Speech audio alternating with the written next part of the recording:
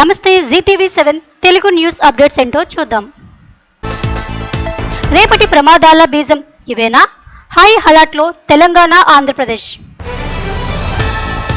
జైలులో ఊపిరాడక ఆందోళన. మాజీ ఎమ్మెల్యే వంశీకి ఏమైంది? మాయదారి కరోనా మళ్లీ వచ్చిందమ్మా. తెలుగు రాష్ట్రాల్లో టెన్షన్ పుట్టిస్తున్న కేసులు.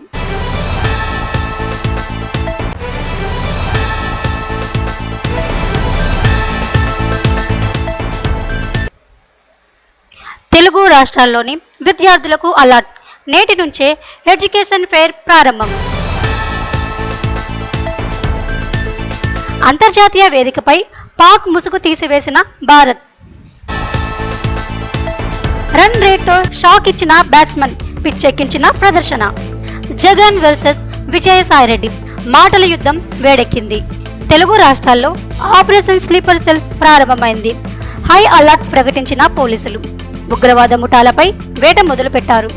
హైదరాబాద్ సహా పలు ప్రాంతాలు స్లీపర్ సెల్స్ జాడలు బయటపడి కలకలాన్ని నింపాయి.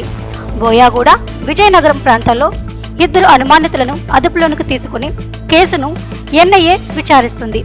డీజీపీ జితేందర్ ప్రకారం హైదరాబాద్లో కొన్ని స్లీపర్ సెల్స్ ఇప్పటికే గుర్తించామని, వారి కదలికలపై స్పెషల్ టీమ్స్ నిఘా ఉంచుతున్నాయని తెలిపారు. గన్నవరం మాజీ ఎమ్మెల్యే వల్లభనేని వంశీ ఆరోగ్యం క్షీణించింది. ఊపిరి పీల్చుకోవడంలో ఇబ్బందులు ఎదురవడంతో ఆయన్ని హుటాహుటిన కంకిపాడు ప్రభుత్వ ఆసుపత్రికి తరలించి వైద్యాన్ని అందిస్తున్నారు. వంశీ ఆరోగ్య పరిస్థితిపై కుటుంబ సభ్యులు మరియు వైఎస్ఆర్సీపీ శ్రేణులు ఆందోళన వ్యక్తం చేస్తున్నారు. వల్లభనేని వంశీపై నమోదైన 8 కేసుల విషయంలో పోలీసులు గత కొద్ది రోజులుగా విచారణ జరుపుతున్నారు. అయితే ప్రస్తుతం వంశీ రిమాండ్ ఖైదీగా విజయవాడ జైలులో ఉంటున్నారు. గత 100 రోజులుగా జైలులో ఉండే వంశీని ఇటీవల బావులపాడు నకిలీ ఇళ్ల పట్టాల కేసులు విచారించేందుకు కంకిపాడు పోలీస్ స్టేషన్కు తీసుకువచ్చారు. శనివారం కూడా విచారణ జరపవలసి ఉండడంతో శుక్రవారం రాత్రి స్టేషన్లోనే ఉంచారు. అదే రాత్రి ఆయనకు ఊపిరితిత్తుల సంబంధిత సమస్యలు తీవ్ర రూపం దాల్చినట్లు తెలుస్తుంది. శ్వాసకోశ సంబంధిత ఆరోగ్య సమస్యలతో బాధపడుతున్న వంశీని వెంటనే కంకిపాడు ప్రభుత్వ ఆసుపత్రికి తరలించి చికిత్సను అందిస్తున్నారు. అయితే ప్రస్తుతం వైద్యులు ఆయనకు చికిత్స అందిస్తుండగా పరిస్థితిపై మరిన్ని వివరాలు తెలియాల్సి ఉంది. దేశవ్యాప్తంగా మళ్లీ కరోనా కేసులు పెరుగుతున్నాయి.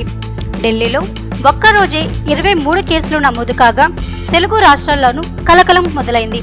తెలంగాణలో కుకుట్పల్లిలోని ప్రైవేట్ ఆసుపత్రి వైద్యుడికి పాజిటివ్ అని తేలింది. గాంధీ ఆసుపత్రిలో ప్రత్యేక వార్డును సిద్ధం చేశారు.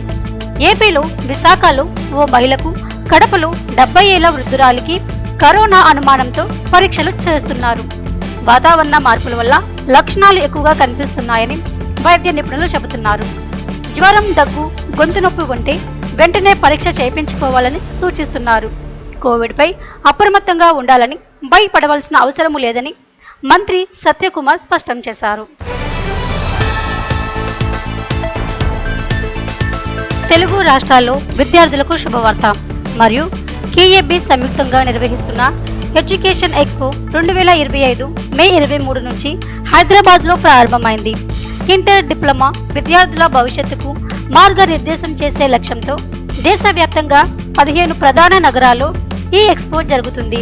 హైదరాబాద్లో హైటెక్ ఎగ్జిబిషన్ సెంటర్లో మే 23 నుంచి 25 వరకు ఉదయం 10 గంటల నుండి సాయంత్రం 7 గంటల వరకు ఎంట్రీ ఉచితంగా ఉంటుంది. Engineering, medicine, pharmacy, management, fashion technology వంటి అనేక కోర్సులపై నిపుణుల సూచనలు లభిస్తాయి. విదేశాల్లో చదవాలనుకునే విద్యార్థులు కూడా సమగ్ర సమాచారం లభిస్తుంది. EAP సెట్, నీట్, జోసా వంటి ఎంట్రన్స్ టెస్టులకు సంబంధించి వెబ్ కౌన్సిలింగ్ కోర్సులు ఎంపికలపై వివరాలు కూడా ఇవ్వనున్నారు.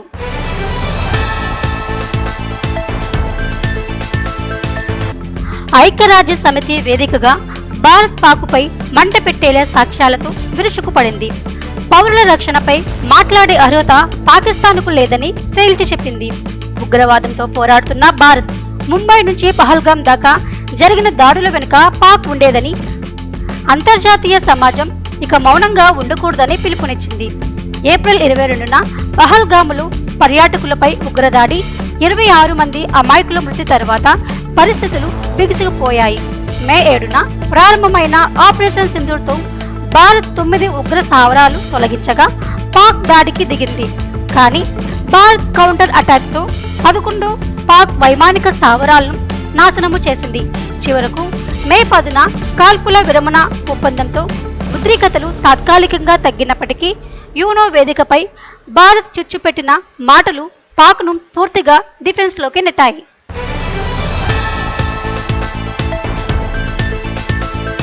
దక్షిణాఫ్రికా మాజీ స్టార్ బ్యాట్స్మన్ ఏబీ డివిలియర్స్ 2015లో ఏర్పాటు చేసిన వన్డేలో అత్యంత వేగవంతమైన అర్ధ century record West Indies batter Matthew Ford సమం చేశాడు. 8వ నెంబర్లో బ్యాటింగ్కు వచ్చి కేవలం 16 బంతుల్లోనే 8 సిక్సర్లు, 2 ఫోర్లు చక్కబరుచుకొని అర్ధ సెంచరీ పూర్తి చేసిన ఫోర్డ్ డబ్లిన్లో ఐర్లాండ్తో జరిగిన 2వ వన్డేలో భారీ షోగా నిలిచాడు. ఈ ఇన్నింగ్స్తో వెస్టిండీస్ 352 పరుగులు సాధించింది. 305 స్ట్రైక్ రేట్తో ఇన్నింగ్స్ ఆడిన ఫోర్డ్ అంతకు ముందు ఉన్న ప్రపంచ రికార్డును సమం చేయడమే కాకుండా బౌలర్లను చిత్తు చేసి టీంకి భారీ స్కోర్ను అందించాడు. బౌలర్లు లియామ్ మొక్కర్తీ 3, బారీ మొక్కర్తీ 2 వికెట్లు పడగొట్టారు.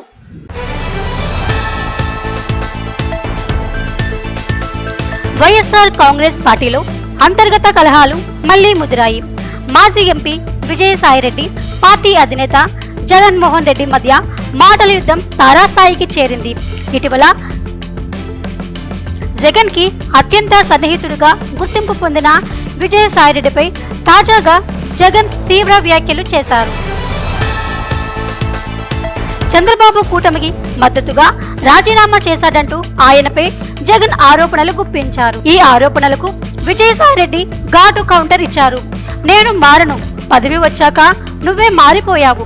3 దశాబ్దాలుగా వైఎస్ఆర్ కుటుంబంతో నా పాత్ర ఉంది. నేను ఎప్పుడూ నా విలువలు, నా వ్యక్తిత్వం మార్చుకోను, ఎవరికీ భయపడను, ఎలాంటి ప్రలోభాలకి లొంగను అని విమర్శలకు ధీటుగా సమాధానమిచ్చారు. ఇక ఇప్పటికే విజయసాయిరెడ్డి వైసీపీ పార్లమెంటరీ పార్టీ నేత పదవికి, రాజ్యసభ సభ్యత్వానికి రాజీనామా చేసిన సంగతి అందరికీ తెలిసిందే. తన నిర్ణయం వ్యక్తిగత కారణాల వల్లే తీసుకున్నానని జగన్తో సంప్రదించిన తర్వాతే దాన్ని ప్రకటించినట్లు చెప్పారు. అయితే ఆయన రాజీనామా కూటమి ప్రభుత్వానికి లబ్ధి చేకూర్చేలా మారుతుందనే అంచనాలు రాజకీయ వర్గాలు చర్చానీయాంశమవుతున్నాయి.